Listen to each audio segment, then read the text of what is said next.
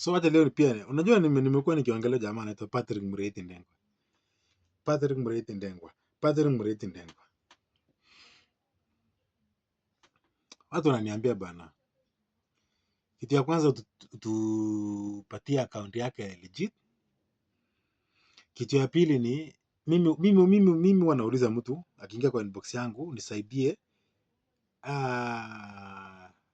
account ya Patrick Muriithi Ndengwa legit one kule nini TikTok. Namuuliza, yes, naweza kukupea, lakini agenda yako ni nini pale? Nataka nipatie kazi. Mimi namwambia tu, with due respect my brother, my sister, huyo legit one ana kazi, apeani kazi. Kazi nyako nayo ni ile yenye aliandikwa. Si anafanya kazi ya construction kule nini rural area huko Canada.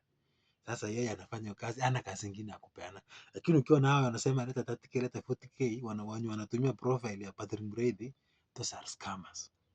So iko hivi, the real Patrick Muriithi, kitu ya kwanza ana kazi ya kupeana. Ya pili haitishi hata shilingi, haitishi pesa. Ya tatu apelekani Canada. Mnasikia? Yeye anasema nilikuja tu Job Bank, nawe pia tumia nini? Tumia Job Bank. Sawa. Kwa mjinga.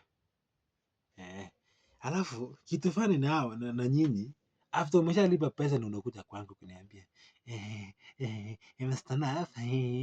Mambo, unajua nilipatana na Patrick Muriithi akaitisha 30 na nikamlipa. Sasa nangoja kwenda Canada. Nasikianga nikupige kofi. Yaani nasikianga tu nimekasirika kwa simu. Alafu ukalipa. Nikalipa. Kwa hivyo amekwambia next ameniambia naenda biometric.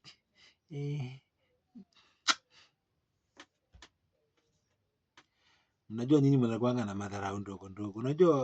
Unajua mimi by the way, kama kuna mtu anakuanga honest, sisemi eti honesty yangu ndio inanifanya eti ni kitu ya kwanza. Nyinyi watu mnabelieve ya kwamba mtu akiwa country fulani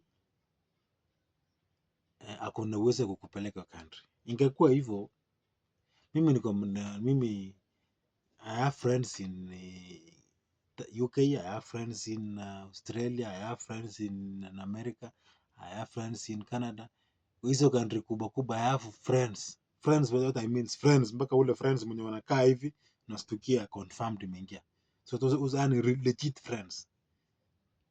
But ingekuwa ni rahisi hivyo, so angekuwa amenipeleka.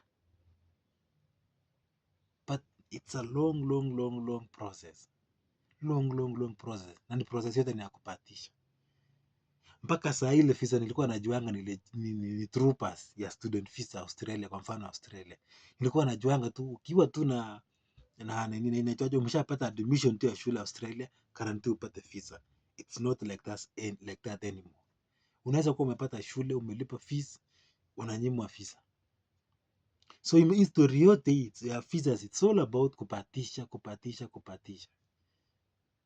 Sawa, sisemi eti usipatishe. No, utakuwa mjinga. My friend, najua mtu mwenye amefanya 15 times nini tourist visa ya Canada na ya 15 akapata. Mtu alikuwa determined akasema Kenya is not my option. Kenya is not my sijui nini. Kenya is not what, naenda. Ya kwanza ndugu yangu pa. Ya pili, ya tatu, mpaka 14 akanyimwa. 15 akakuja siku moja akaniambia ndugu yangu, alikuja kama analia. Ndio mwanaume kulia kwa rahisi. Hizo wanaume tuliangi ofyo, lakini jamaa aliniita kwa hoteli. Akaniona hivi akaanza kutoa machozi. Nikachua tu kimemramba. Mimi nikaanza kumcheka. Nikamwambia bwana, nilikwambia vitu achana nayo utaki. Akaniambia my friend, akanipea kitu. Kusoma tu hivi. Alafu hii ya kupewa si kama ile nyingine ya kunyimwa. Hii ya kupewa inakuanga mrefu zaidi, imeandikwa mrefu kidogo. Sijui hafta kufanya nini, tumeona nini. Vitu mingi. Alafu hapo chini ni sawa, you have been given an entry to visit what. Hey! Nikaambia jamaa bwana, yenyewe hii dunia kuna kitu mzungu alisema failure is not an option. Surrendering is not an option. You have to fight, fight, fight, fight.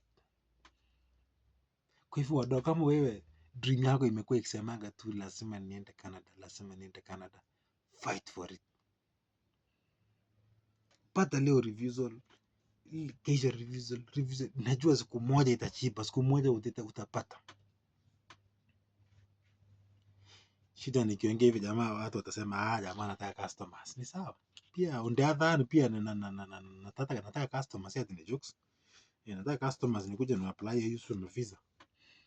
So ukitaka ni kuapply hiyo nini? Visa ni kazi. Sawa wadau.